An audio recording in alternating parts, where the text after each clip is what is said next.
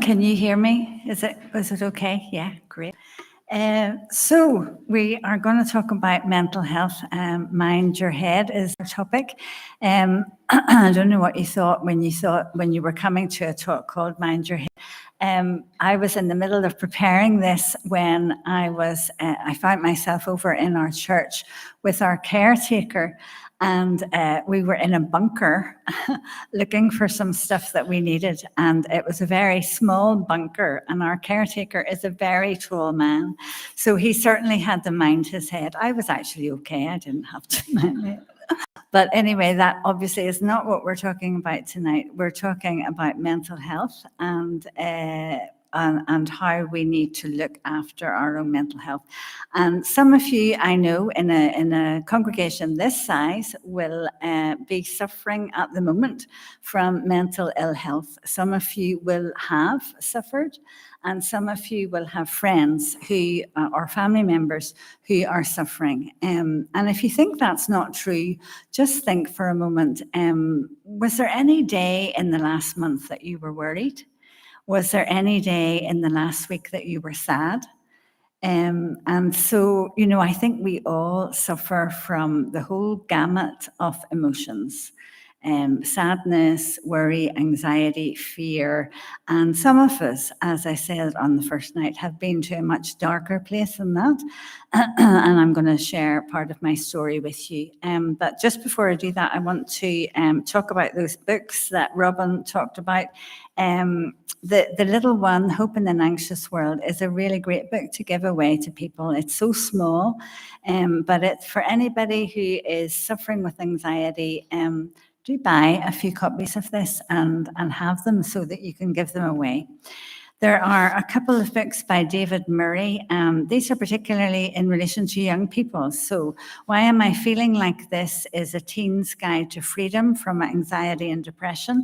And Why Is My Teenager Feeling Like This? A guide for helping teens through anxiety and depression. So, young people who are here, or those of you who have young people at home or help young people in church, those are two great books. David Murray is a doctor and psychiatrist and knows what he's talking about.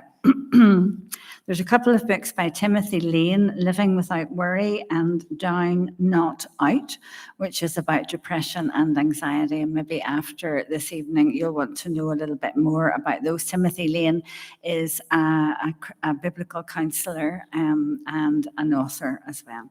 And then the one that Robin talked about, Mental Health and Your Church, we're have such a privilege to get a hold of this week. And I have not read it word for word, but what I have read, I have absolutely loved. So I realize that we are from many different churches. And if you're concerned at all about how in your church you can better care for people who might be struggling, then this is a really great book. And it's not just for counselors or psychiatrists or even pastors and ministers, it's for us all. And every chapter has questions at the end, so it's really ideal to use in a small group where you can talk together about how you can better provide pastoral care for those in your midst. So I really recommend that book. So let's get started on the topic. I will try to use this as I should, and if I run into difficulties, I know the people at the back will help me. Thank you. So before we get into that, I just came across just today, actually, recent research that has been done into the whole area of well-being. And I know that's a whole buzzword, hasn't it been, since the pandemic? We're all talking about our well-being and how we should look after it. And apparently, younger people are a bit afraid to talk about well-being or poor mental health because they don't recognize what the symptoms are. So they don't recognize when people are suffering poor mental health. And so I think it's helpful for us to think about what that looks like. And here are some things that it might look like. Now, I don't want you all to go out and think if somebody is not sleeping well, they're suffering from poor mental health. There can be all kinds of reasons, obviously, why we don't sleep well. I have a daughter with a baby at home and she's not sleeping well. Doesn't mean that she has poor mental health. But not sleeping well is one of the signs, can be one of the signs. And it can be either that you're sleeping an awful lot or that you're not sleeping well. Another thing is a change in your appetite. And again, it can be either way. You're eating more than usual or you're eating less than usual. It can also be demonstrated by erratic mood swings, so up and down, or very low mood all of the time. It can be unexplained absences. And I think that's something that we can look out for, in our churches. Is there somebody who normally was here and is absent now for a few weeks, not in small group, not in midweek, something that's unexplained. Again, I don't want you rushing to people who've missed a Sunday, is there something wrong? But, something that goes on for a while. And then avoiding spending time with friends and family, people who normally would be sociable and are withdrawing, that also can be a sign. So those are some things to help the younger people who may feel, I don't want to talk to people because I don't know what the signs are. And then apparently those of us who are older, so over 60, and that's me, we're more likely to recognize the signs, but we don't like to talk about it because we don't want to be intrusive. We don't want to bring the subject up because we're not sure how to do that. And again, there are ways to do that, aren't there? There are ways to ask questions. And probably the most obvious one is that we don't ask, that we ask open questions. So we don't ask a question, just say, are you doing okay? Because the person's going to say yes. So you have to think of something that is going to be more open than that. Tell me how you're doing. Tell me what kind of a week you've had. How did that trip go? Or how's the family? Something that will open up a conversation. And then recognizing the importance of well-being for all of us. And that covers everything. It's physical, it's mental, it's emotional, it's spiritual.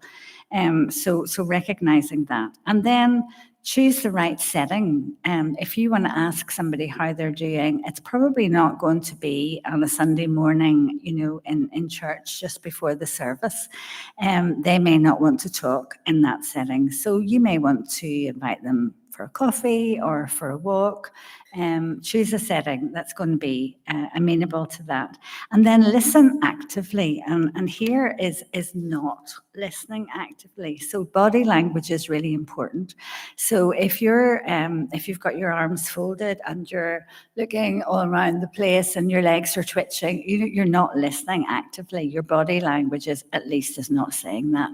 So an open posture, eye contact, and a smile or a nod will encourage them to talk. And don't rush for a solution. So if your friend opens up or your family member finally admits that they're struggling, remember, most of us in this room are not psychiatrists. Most of us are not ministers. I hope most of them have gone next door. But we're friends, and the power of being a friend who asks the right question, we cannot ever overestimate that. That is really, really important. And I'm going to get to that in my story. My friend asked me the right question. So be that friend, be that family member, but don't rush to a solution. We are not the solution. We are not there to fix them. So let's see if we can get we're there already. Thank you. Thank you very much. So mind your head, Christians and mental health. So we want to talk about the whole gamut, as I said, which is well-being, and any of you who know your Bibles know that probably the word well-being is not in most of our Bibles, but the word shalom is a Hebrew word that comes from the Old Testament, and it covers a whole myriad of things. It covers all of the following: completeness, soundness, welfare, peace, safety, health, prosperity, quiet, tranquility, contentment, and friendship. It covers all of those things. So when God talks about shalom, we think he means peace, but actually he means all of those things, which I think is just an amazing concept, that God wants each of us here to experience that shalom. And Jews, you will know, even still today, practicing Jews will wish one another shalom as a greeting, and that's what they mean. So it's much more than just peace. Well-being has been described by the World Health Organization in this way. Mental health is a state of well-being in which every individual realizes his or her potential, can cope with the normal stresses of life, can work productively and fruitfully, and is able to make a contribution to his or her community. So that's how WHO sees it, which is a little bit different from shalom, but it's a helpful place to start.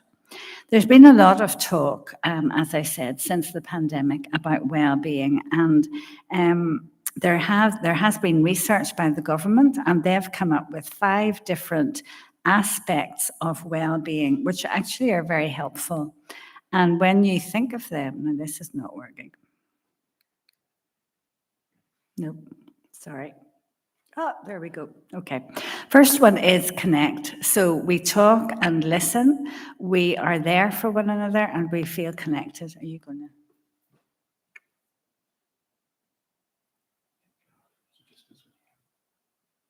The bottom one? Okay. Thank you very much. That's why I was using the wrong button.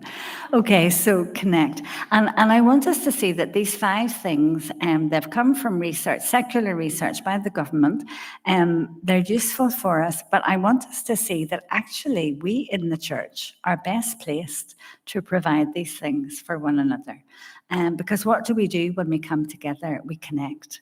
And when we are at small groups, when we're at midweeks, when we're chatting to each other, we're connecting. We're connecting with God, but we're connecting with one another as well. The second thing is be active. And of course, there's been a whole drive that we will be physically active. We go out for walks together, and we do what we can. We enjoy what we do, and we move our mood. But again, in the church, aren't we encouraged all the time to be active? And there are all kinds of ways for us to serve within the church and to be active. The third thing is to give our time, give our words, give our presence. And again, in the church, we are encouraged to give in all kinds of ways, not just our money, but give our time to each other, give our service. So there are plenty of opportunities to give. And fourthly, take notice. Remember the simple things that give you joy. And this is really important for all of us, actually. I have started when I'm going out for my walk, instead of listening to a podcast, which is really useful, I'm trying to be attentive to what I see around me and talk to God about what I see around me. So that may be thanking God for creation, which isn't hard at the moment because all the spring flowers are coming up. Or it may be praying for neighbours' houses as I pass them and just mentioning them by name to God. So be attentive. Take notice is something that we are encouraged to do. And the last thing is keep learning.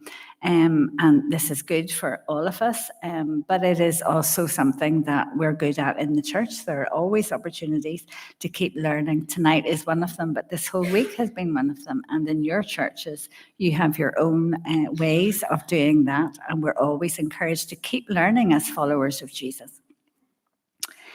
So the church is best placed to talk about the whole wide area of well-being. I want to talk for a few minutes about depression as one aspect of mental health. And some of you will know that the World Health Organization, again, has called depression the black dog. And you can see why, I think, by the picture. So the depressed person feels very, very tiny with a huge black dog that is following them around, and they can't get rid of it. And I want to talk to you about when the black dog came to visit me. So Alan and I, as some of you know, went into pastoral ministry, first of all in Switzerland, and we were there for 17 years. But a couple of years into that, so we were just there, Alan was finding his feet, and I was trying to do the same. And there was a period of 1 week when, so I should say that I had got involved in pastoral care because that's what I love to do. So people came to me with their problems, and I listened and did what I could to help. And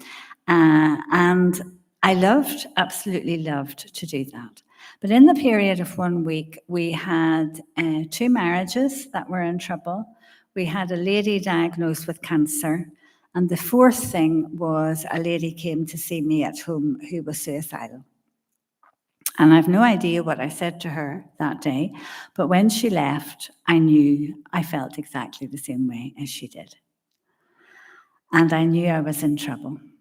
So Alan took me to see our doctor, and the doctor was extremely helpful. The doctor was and still is a Christian with a lot of experience in depression and able to help people with depression. And he actually said to me something that was really important to me on that day.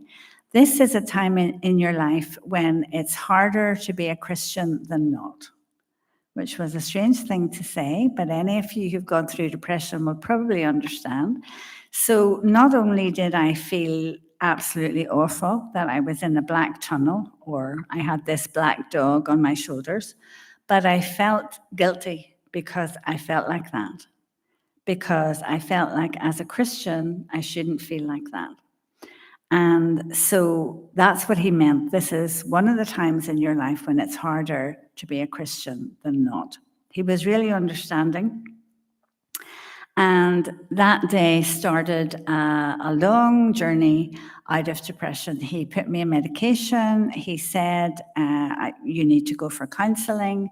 And it was many, many months before I began to emerge from that black tunnel. And there were many things that had precipitated me going into that black tunnel. As I said, we'd left here in Northern Ireland, we'd left our family, our network behind. We were there in Switzerland with a wonderful church, but obviously not our own family, not the people we knew. And I found myself pregnant just after we arrived, which was absolutely wonderful. But in those days, if you entered the country pregnant, you couldn't get medical insurance, and everybody needed medical insurance. So immediately we had this panic about what we were to do. And we looked at coming home, and we looked at all kinds of things. The Lord absolutely miraculously provided for us. A midwife joined the church, and she said, "Don't worry, I'll look after you. The only thing is I need a gynecologist to supervise me." And the gynecologist joined the church, said, "Don't worry, I'll supervise her and she'll look after you." And so God took care of everything, and even threw in a physiotherapist to help me with my breathing exercises at the end. And when we got the bill, which was, of course, thousands of Swiss francs, across the bill was written the French equivalent of redeemed. So somebody had paid that. So God miraculously provided for us, but obviously all of that had led to a very unknown situation that we were dealing with in a foreign country, speaking a foreign language, and not knowing quite how God was going to provide. And so there were lots of things that led up to me falling into depression, but those were some of them. Alongside that, obviously, Alan was finding his feet as a new pastor in a new church. It was an international church. Alan and I both came from a Brethren church here in Northern Ireland, 2 different Brethren churches in Northern Ireland. So we didn't have pastors. We didn't really know what pastors did. And I hadn't a clue what a pastor's wife did. So we were trying to work that out as we went along. Alan was obviously throwing himself into a new ministry, and I had 2 little girls at home. So there were lots of factors into all of that. Anyway, we took the diagnosis of depression. We could do nothing else. And the doctor said, you need to put your youngest girl, who was then 3, into kindergarten twice a week, 2 mornings a week, and you need to do something for yourself. What do you like doing? And I said, I don't know. I had forgotten completely what I liked doing. That's another important factor. So slowly but surely, I began to crawl out of that black tunnel. And Alan was wonderfully supportive. And I'm not saying that because he's the preacher this week, but I wouldn't have got through that without him. He was my biggest cheerleader. And there were weeks when I thought, no, I'm just going right back to where I was. And Alan would say, no, we're heading in the right direction. This is a bit of a blip, but we're heading in the right direction. We'll keep going. And there were days when he had to leave work early and come home to take me for a walk because I couldn't go out of the house on my worst days. So I want to share with you, that's my story, but I want to share with you from that some of the things that I call myths, the things that we believe about depression that are not true. Because I think it's really important that we debunk some of these myths. And as Christians, we begin to get our heads around what depression really looks like. So one of the things I realized, one of the myths is depressed people should just cheer up, right? So I lived in a beautiful country. Switzerland is absolutely beautiful. I had 2 beautiful little girls. I had a wonderful husband. Believe me, if I could have cheered myself up, I would have. There was nothing I could do. Every day I told myself, you have no reason to be depressed. But there was nothing I could do to change that. When you're in that very dark place, that will not help. In fact, people saying something like that to you, it's a beautiful day, actually makes you feel worse. So that's not a helpful thing. Number 2, it's not physical, so it's not real. And obviously it's really, really hard because you can't see depression. If I walked in here with a broken leg, I would like to think that most of you would be sympathetic. You would give me a seat and put my leg up or do whatever needs to be done with a broken leg. You can tell I've never actually had a broken leg. But, it's obvious, and we can easily deal with that. But a mental health problem is not obvious, and in fact, we can misinterpret it. So, especially with depression or anxiety that causes people to withdraw, we think they're just having a bad day, they're just grumpy. They just got out of bed on the wrong side. So we can misinterpret that, and that's not helpful either. Myth number 3, it's a mental issue, so we don't talk about it. So, particularly people of 60 plus, I'm realizing when we get together, we have a friend who calls it an organ recital. So we talk about all the things that are wrong with our bodies, and that's the first half hour, we talk about all of that. And what pills we're taking and what's helpful and what's not helpful and all of that. But we don't do that with mental health, do we? We never ask people how they're doing mentally or emotionally. It's really hard to go there. And if someone does go there, it's really hard to know how to deal with that. Number 4, depressed people just need to know God loves them. I've talked about this a little bit, but I want you to understand that I still went to church. Well, I was a pastor's wife, so I had to still go to church. No, I would have still gone to church because I knew that it was helpful to me, but it didn't feel helpful. And I hope you understand what I mean by that. I read the Bible every day because I knew that that was helpful, but it didn't feel helpful. I prayed every day because I knew I should, but it didn't feel helpful. And why did all of that not feel helpful? Because my emotions were numb. I could feel neither happy nor sad. I could feel, if you had told me good news or bad news, I would have responded the same because I was depressed and I was numb. So going to church, although it was a good thing to do, didn't make me feel any different. And it probably made me feel worse because I felt guilty that I should feel like this. And every time I give this talk, there's at least one person who says, I don't understand how you as a pastor's wife could be depressed. And there was one person in our church who said that. And I'm sorry that she struggled with that, but I couldn't help her because I was depressed. And that's one of the myths that we believe, that our faith somehow should make us feel better. But it doesn't actually make us feel better when we're depressed and we're struggling. And so it's really important that the rest of us in the moment who are not depressed understand that. And David Paulison, who is a biblical counselor, he's passed away now, was a biblical counselor and author. He used to talk about the heroic faith of the depressed person. I love that. I really love that. And I think it's important for all of us who maybe are not depressed to realize that for someone who is depressed to turn up and sit in a pew is actually heroic. And although they may not want to engage in conversation, maybe they come to your small group and you can't really get them to say anything, just the fact that they're there is heroic. Myth number 5, Christians should not be depressed. These kind of overlap, as you can see. But I did feel guilty about it, and I did feel like my faith should have been enough to get me through that.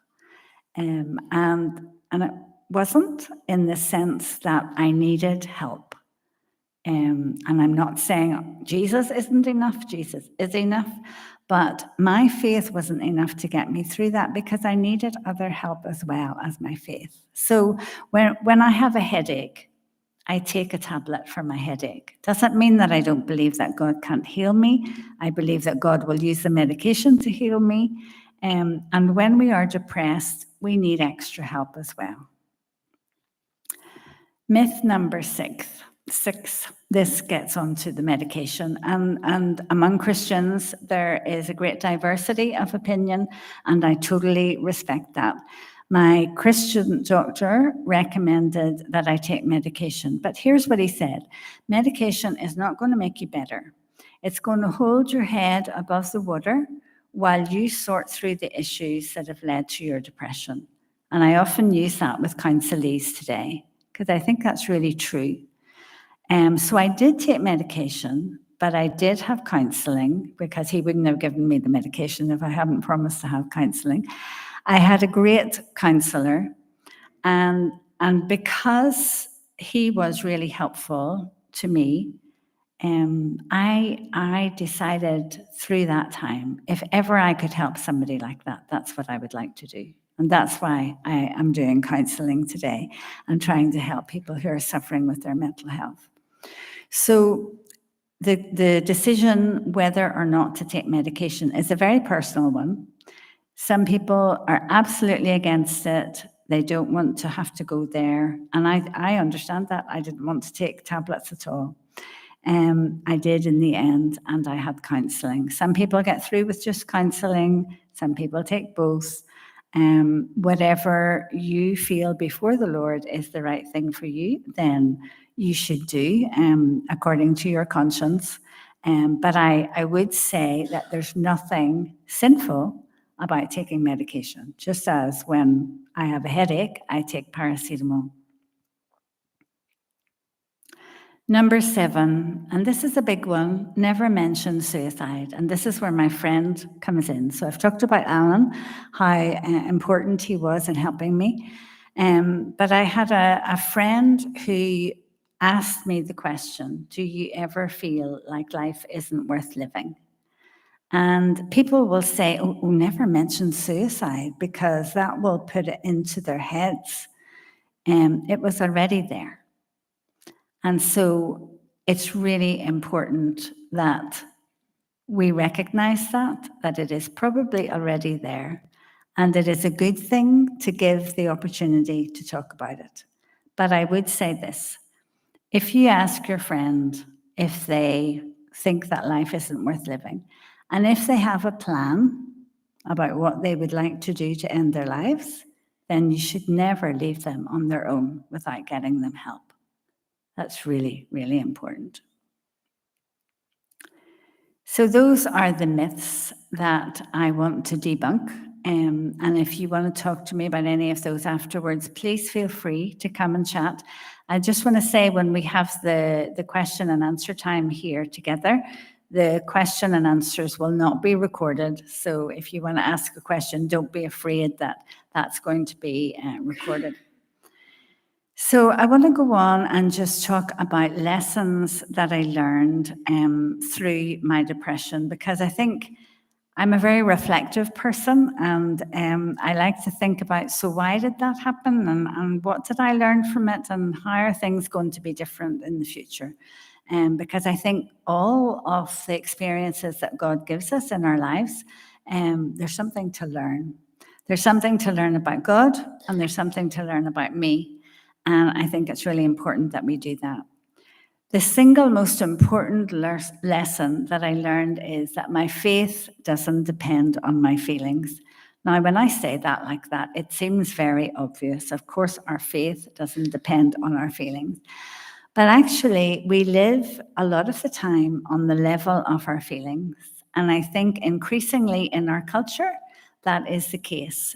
We encourage our children and young people to express their feelings, and that is a good thing. I think they're encouraged to express their feelings in a way that we weren't as children. But what do we do then with those feelings? We put them out there, and how do we process them? So when I say my faith doesn't depend on my feelings, I've told you how I felt. I felt completely numb. So if I had lived on the level of my feelings, I wouldn't have gone to church. I wouldn't have read my Bible. I wouldn't have prayed. I wouldn't have done any of those things. And I felt hopeless. I felt absolutely hopeless. And I felt I'm in this situation far from home in a church I don't know awfully well. My husband is the pastor, and I feel hopeless. What can I do with that? So rather than live on the level of my feelings, the only thing I could do was to grasp the hold of a truth from Scripture that I knew and hold it for all of my might. And so in the mornings when I wakened up, I would feel I can't face today. Everything is black. The black dog was on my shoulder. I had no desire to start the day, but I had two little girls who had to get out of bed and get through the day. So the verse that I simply took was, I can do all things through Christ who strengthens me. Now, obviously, that doesn't mean that I could be a brain surgeon. But I took it to mean I can get out of bed and get my day going, because that's the next thing to do. That is the thing in front of me that God has given me to do. So I'm just going to keep saying that till I get out of bed, till I get dressed, till I get my girls out of bed, till I get the day going. And so that's what I mean, that we can't live on the level of our feelings. That we have to live by faith. And that's true of all of us. It's not just true of people who are struggling with their mental health. That we need to learn to live on the level of our faith, not just our feelings. Secondly, what you think matters. And this is closely aligned to what I've just said. So because I decided I was going to live on the level of the truth of God's word, then I started to think along those lines. So I can actually do something. I can get up this morning because God says I can do all things through Christ who strengthens me. Now, some of you will be familiar with CBT, cognitive behavioral therapy, and that is a way of changing our behavior by changing our thinking. And sometimes I think biblical counseling, this is a gross simplification, but biblical counseling is a way to change our thinking biblically. And therefore, we change our behavior. So my feeling was numb. My thinking was, I can't get out of bed. And so I had to change that. I had to go by the truth of God's word, which said, I can do all things through Christ who strengthens me. Therefore, my behavior changed. I got through the day, and therefore, eventually, my feelings changed. So thinking matters. Learning to accept my limits was a big one. As I've said, I loved to get involved in pastoral care. I loved to help people, but I didn't know when to say no. I don't know if any of you are like that, but yeah, I didn't know how to say no. And I had to learn that I couldn't actually say yes to everyone. And I, because I love pastoral care, I love pastoral ministry, I also loved the fact, and this is shameful, I also loved the fact that people in our church thought I was a great pastor's wife because I cared for them. So I loved that. And I had to learn, actually, that is not a godly way to feel. I have to love people for the sake of loving them, because God says to love God and love others. And whether they think I'm a good pastor's wife or not is actually not important. And if I have to say no to some people, then that is not important either. So yeah, learning to accept our limits. Closely aligned to that, life has seasons. We were young. We obviously had a very young family. And early on in our ministry, we met with another couple who were further along the road from us. And they talked about all of the things they were doing, all of the ministries that they were involved in. And Alan and I thought, oh my goodness, we better do something. We better start this and that and the other. But we had to realize we were not in the same season as them. So, that's a comparison trap. We compare ourselves with other people, and even people in Christian ministry do the same. We compare ourselves with other people, and we have to learn to accept where we are. Letting myself off the hook. This was a favorite mantra of my counselor. He probably every session said, you have to learn to let yourself off the hook. I had very high expectations of myself, what I should be doing. In fact, I think he probably told me to eliminate the word should from my vocabulary. And I often have to say that to counselees. And there are some of us who live with that, expectation, a voice that goes on in our head, you should be doing, you shouldn't be doing. And we have to learn to let ourselves off the hook, because often that voice is from within us or from our culture, or even, can I say, from our church. But it is not the voice of God. It is not him that's saying we should do this or shouldn't do that. Then learning to care for myself. As I said early on, the doctor asked me what I like to do for myself, and I hadn't a clue. So I had to find something, and believe it or not, I found cross-stitch, which I'd never done in my life, and I actually haven't done since, but it was really, really important, because and if you know cross-stitch, it is so intricate that I just lost myself in it and didn't think about anything else. So it was really, really therapeutic to do that. But I had forgotten what I like to do to care for myself. And this is something we all need as we look after our own well-being. We need to learn what it is how we care for ourselves, what it is we enjoy doing. And just because we're Christians and involved in churches doesn't mean that we shouldn't be caring for ourselves. In fact, we of all people should know how to care for ourselves. And we should be demonstrating that to the world, that we are able to care for ourselves well and not neglect ourselves. Christians are among the worst in wearing the badge of busyness. How are you? Busy. That's the word, that's the answer, busy. And we wear the badge of busyness. But it is not a godly answer. It is not a virtue to be busy. And we need to work out how to find a good rhythm, how to develop good spiritual practices in our lives so that we can sustain a good rhythm throughout our lives. Time as a couple, for those of you who are married, it's easy to neglect that in either the early days of parenting little children or the early days of a new job, a new ministry. It's easy to forget that you need to spend time with each other. Soul care is slightly different from self-care. So soul care, by that I mean looking after our souls. And I don't just mean coming to church on Sundays. So reading the Bible and prayer were the only two things I knew how to do to look after my soul. And as the years have gone on, I've realized there are lots of other things that we can be doing to look after our soul. So a weekly Sabbath is really important. And for those of you who are in ministry, that will not be a Sunday, but you will need to find another time in the week when you can really guard a Sabbath and learn to do anything in that day that is not work.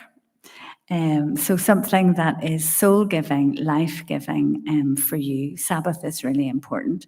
But there are lots of other things. Silence, solitude, those things are things that we need to develop as well for our souls. But I could get into that for a long time, and I better not. Number 9, the value of good friends. I've talked about the friend who asked me, did I feel suicidal? And it's so important to have good friends and to be good friends who will ask those kinds of questions.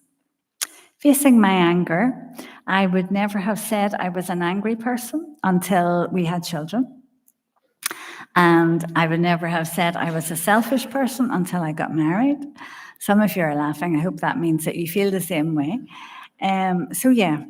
Often in depression, there is an element of anger, and I had to recognize that had been totally repressed, and I didn't know how to be angry in a healthy way.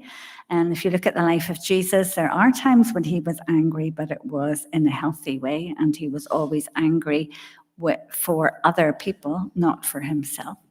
So that was another thing. Number 11, real faith is robust. And by that I mean, we can talk about these hard things. We can talk about struggles and not gloss over them. Maybe some of you have friends like I have, and you ask them how things are, and they tell you maybe 2 or 3 things that are really, really difficult, and then they say, but it's all good. And you're left thinking, well, what is good in that you've just told me? And I have actually started saying that to people, what is good in those things that you've just told me? So real faith is robust. We're able to talk about the hard things.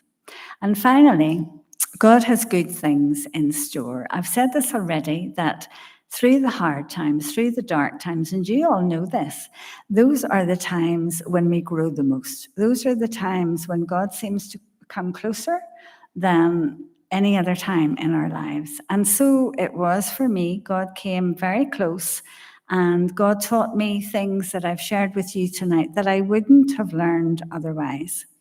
Some of you will recognize this bowl. It's Japanese art, which is called kintsugi.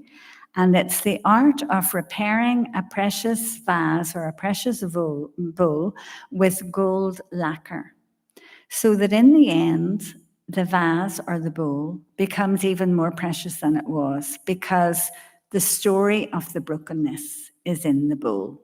Well, isn't that a beautiful picture of redemption? That is the story of all of us who love Jesus. The story of our brokenness is beautiful. It's beautiful to Jesus because he died for us, but it's beautiful also to the world because we learn to share it with the world.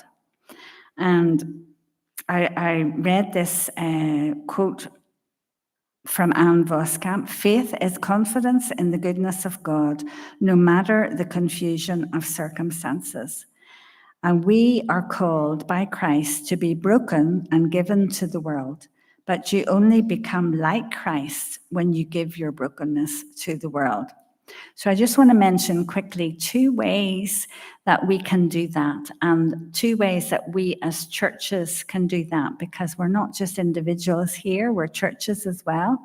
So Kintsugi Hope is a well-being Christian organization that exists on this concept, based on the concept of kintsugi, to share well-being with our communities. So I led a Kintsugi Hope group in our church last year. It goes through 12 weeks, goes through every week something different: anxiety, depression, grief, resilience, 12 different topics.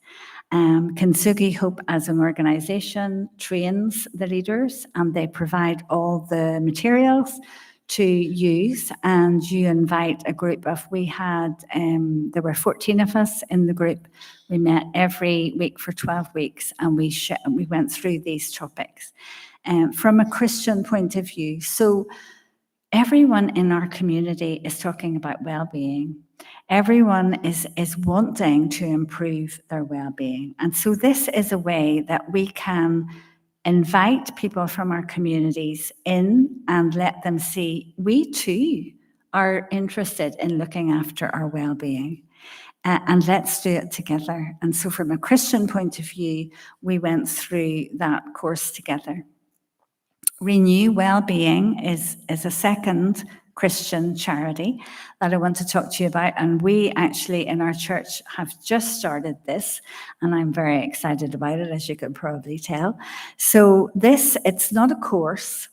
It's, again, they provide all the resources you need.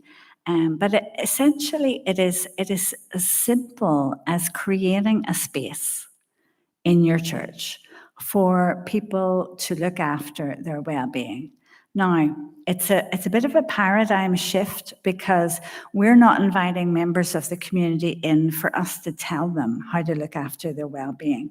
We're inviting members of the community in to look after their well-being along with us. So we're playing Scrabble, we're doing crosswords, we're doing cross stitch, we're knitting, and we're colouring in, or we're just sitting chatting. We're doing whatever it is that helps us to look after our well-being. So for 2 hours a week, we have this space in our church, and we invite people to come and join us as we look after our well-being. Coffee is on tap. And there are 3 principles to this. One is presence, and we've talked about that at the beginning, that we're present to one another. One is partnership. So we have partnership with mental health professionals. So if people need help, we are sending them to get the help they need. And the third one is prayer. And prayer is really important to renew well-being. This is a book that the director wrote, Slow Down, Show Up and Pray. And I love that picture, because she had a breakdown like I did. And in her recovery, holding her first cup of coffee in the morning and just simply mulling over one word or one phrase from one verse in the Bible was really, really important to her as she recovered. And that is what we do at Renew Wellbeing. We go through a psalm together in our prayer time, and we break it up and allow people to pray. Very simple, 1-sentence prayers. But we've only been going 3 weeks, and it's been phenomenal. The people who have expressed just the peace that they experience when they come in, but also the impact of the prayer. So those are 2 resources that you might like to think about for your churches. And the last one is the book that I mentioned at the beginning, which is really helpful as well. So this verse, you all know these couple of verses from Numbers, but for me, they exemplify, they demonstrate the whole idea of shalom. The Lord bless you and keep you. The Lord make his face shine on you and be gracious to you.